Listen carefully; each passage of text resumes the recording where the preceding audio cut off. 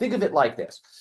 They are a part of a collective consciousness network. Their personal higher self connection allows for them to personally access the collective web that is that network. So that means different autistic people whom are connected to the same network, when they're in resonance with their personal higher self, they can activate the total consciousness of that network in a way that is appropriate for them.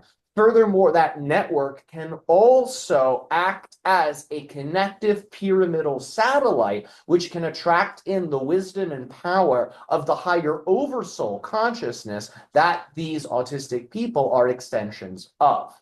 So they are able, through their higher self link, to not just channel group consciousness, but to also channel the group consciousness on the level of the oversoul into physical reality. Because they have thinner egos, they're able to bring in that degree of light and clarity through.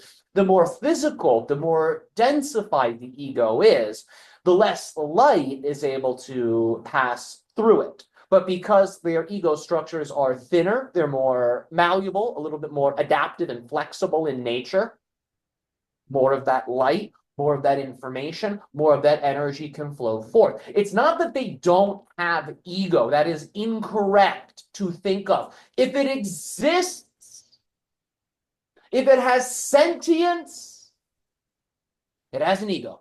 If it's self-aware, it has an ego. Higher self, that means higher ego. That's all it means. It's a self. Yes, when the Buddhists talk about ego, self being an illusion, this is what they're talking about. So even what you call higher self, it's just another projection of mind. It's just a higher projection of mind, but it's still your ego. Your soul is still another level of ego. It's just your soul. The soul ego, the soul personality. But it's all a construct. You can't get away from that. So they're not egoless. All things have a certain degree of ego if they demonstrate sentience, if they have a self. No self, no ego.